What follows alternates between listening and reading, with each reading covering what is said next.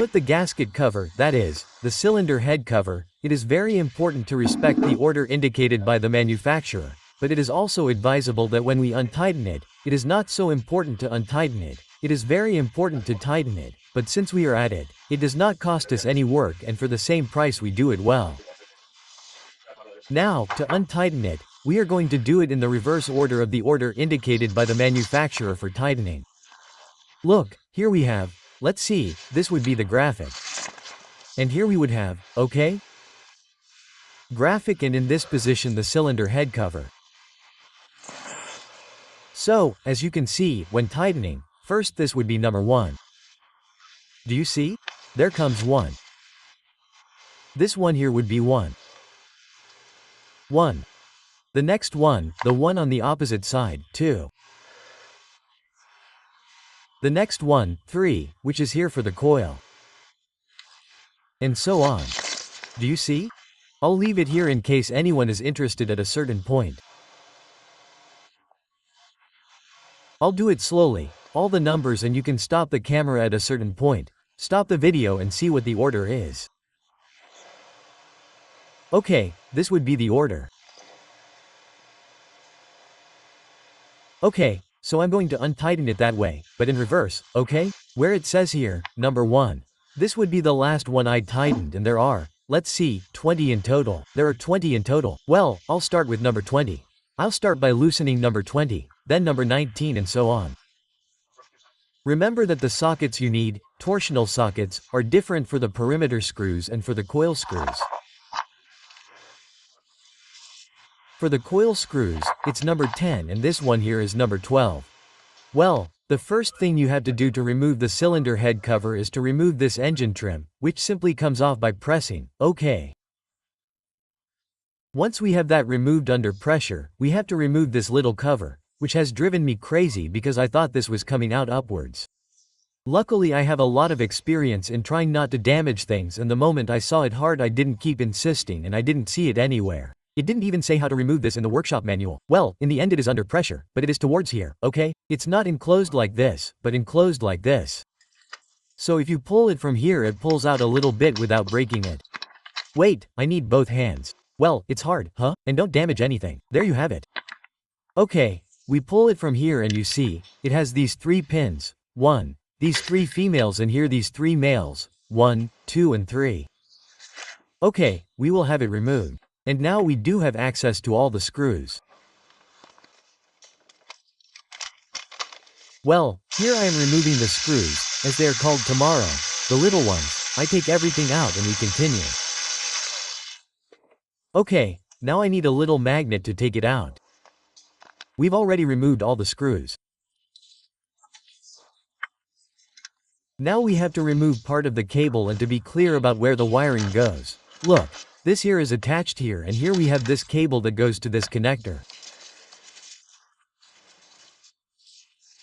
It comes through here, okay? This connector comes through, which I think we'll have to remove. Let's see, that connector comes through. Or what? These 2 connectors come through here. Oh, and here it has a ground. Okay, but if I remove this from here. Oh, no, I'd have to remove the ground. Okay, the ground goes to this little screw here. But I don't think we need to remove it either. That's enough for us. Okay, this all goes through here. Look. Snap, snap, snap. And here we have this valve that manages the vacuum. This one has this blue one here. You see it comes through here, and it was what came here later, okay? Up here. This one here, that one came from here. Then here we have another one for the vacuum that comes through here. This manages the vacuum, so what I have to do is get it out of here. And to get it out of here, I think it's as simple as pulling this little tab and it comes out there. That's it. You have to pull the tab over there. I pull the tab over there, this comes out. And when I pull this out, it's pretty much free here. Okay, there's nothing here. Okay, just look at this.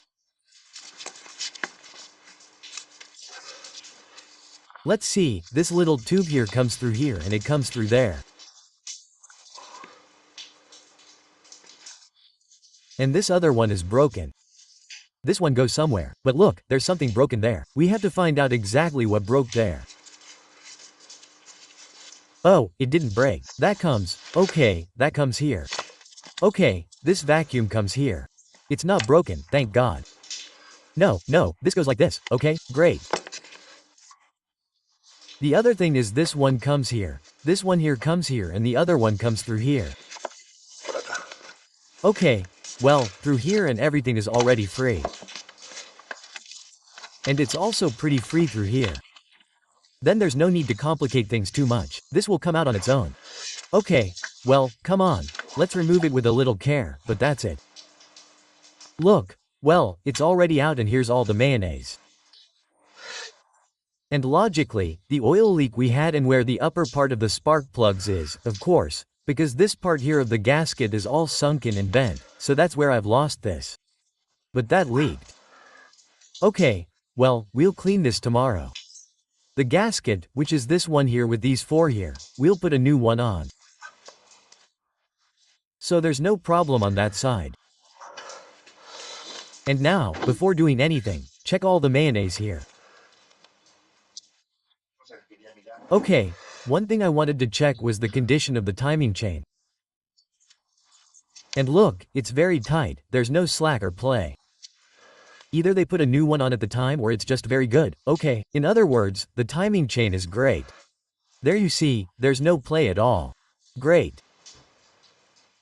So now what we're going to do is I'm going to clean all this. The entire upper part of the cylinder head, the entire part that protects the camshafts, I'm going to clean it. And what am I going to clean it with?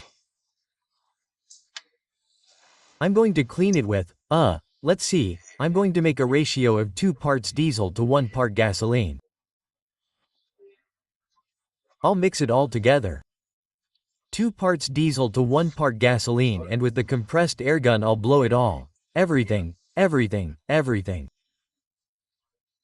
This is going to get horrible, but there's no other way. So anyway, I'm going to do that.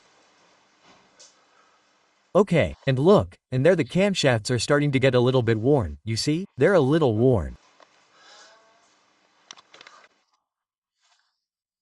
Look, if they're starting to get a little worn there, you see, it's because they weren't lubricated properly once the water and oil mixed. I think this will initially be of little use, but we'll see. Let's see, because changing the pistons is a real pain and I don't think they're that damaged, but we'll see now. So, as I said, we're going to do that, but since I'm going to do all this, I'm going to blowtorch, I'm going to leave the oil drain plug wide open at the bottom, and since I was also going to change the sensor, although I don't think it's going to be necessary, but since I have it new, I'm also going to remove, so I have a bigger hole, the oil level sensor. So I'm going to go down there and remove those two, the drain plug and the oil level sensor plug. I'm putting a drip tray so that all the oil, that is, so that everything that comes out here comes out at the bottom and is collected by a drip tray. I removed the little plug and there was still a little bit of oil there, a little bit of oil that will continue to drain. And the oil sensor is this black one here that has these 3 little screws. Here, remove it. I'm going to remove these 3 little screws and, well, there's the connector in case we want to disconnect it completely and it's going to drain even more through there and everything will come out better. Okay, well, here, remove these 3 screws. We're going to pull it out because it's a little bit under pressure. See? Well, that's what. Okay, I'm going to remove the connector because it's so long that it doesn't let me, I'll say it, pull it out completely. Okay, well, let's remove this connector. Okay, well, it's come out without any problem and this, of course, we'll have to clean it all well. But I thought that oil would come out through there, but no, it doesn't. Okay, so once we have this open so that everything that's cleaning can drain, we're going to start cleaning with 2 parts diesel, 1 part gasoline. Okay, I'm going to make that mixture, I'll put it in a special little container and I'll get to work with it. I put the oil level sensor screws back in there, or overlap them, to have all the screws located and not have to worry about which screw belongs later. It's always important to keep the screws and other things in order. Look, here I have the diesel container, which is diesel and 95-degree gasoline. And here I have the test tube. So, I'm going to put 350 cc of diesel, which I've already put in. I'll open it there in the container where we're going to make the emulsion for the compressed air gun, and then 150 cc of gasoline. And that's the mixture I'm going to make. Just gasoline, no, because it gets too oily, and just gasoline, right? Because it's too aggressive. I'm talking to Pierre and Pierre recommended this mixture that he has. He's made it several times and it's worked well for him, so I always trust Pierre's experience 100%. So this is how it's going to be. Since this is 1 liter, I thought it was half a liter, so I did the same thing again. Here I have the liter, I shake it well, pass it to the compressor and let's do it. I put on some face protection, which I also bought a new one in. I'll show it to you later. Well, I'll show it to you now I'll show it to you now. This one works great. I usually wear glasses. When I put on these goggles, I always feel bad with my glasses on, but these are very comfortable with my glasses. So this is the protection that I'm going to put on so that if any fuel from this splashes, it doesn't get in my eyes. Okay, I'm not going to record the whole thing, it's a pain, but anyway, so that you can see how quickly it comes out. This is how this milk is and it cleans it. Perfect. Do you see? The whole chain comes out there. See? I'm going to continue with this. There's something else left, huh? In another way, see? Man, there's a lot of chopped salt. Now, I'm going to clean all this with cash, if necessary, I'm going to leave everything well. This is a very dirty process that requires a lot of patience, but oh well, it's time. I mean, none of us like to do this, but if it has to be done, it has to be done and it has to be done. Okay, I've now removed the cylinder head cover. Out here. On top of that, it's raining, but oh well. Hey, you see, I've already removed the gasket.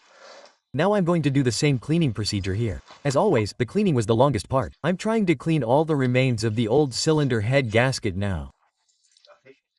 First I'm using oil, then I'm giving it a little heat, then I'm scraping it a little with a plastic spatula and then I'm going to put isopropyl alcohol and a little scouring pad to finish cleaning everything. The thing that takes the longest is always cleaning. I mean, I've been cleaning for hours and hours, without making any mechanical progress, but you can't make any progress until everything is clean. And here's the cylinder head gasket cover. Do you remember how it was covered in mayonnaise? Well, there it is.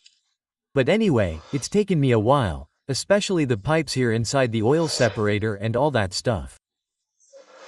I put a lot of product on it so that everything is fine. All the internal pipes are unclogged and it does its job properly. Well, let's keep cleaning, and I'll show you when it's all clean.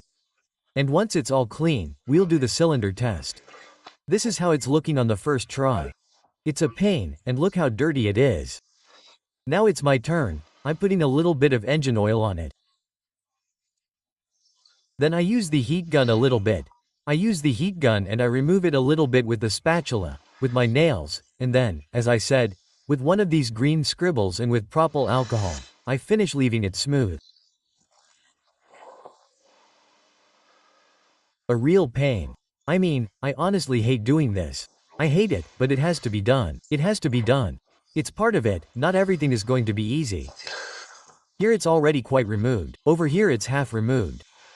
Now in this part I'm going to try the hard Scotch bread with propyl alcohol and nothing. And this is perfect. Do you see?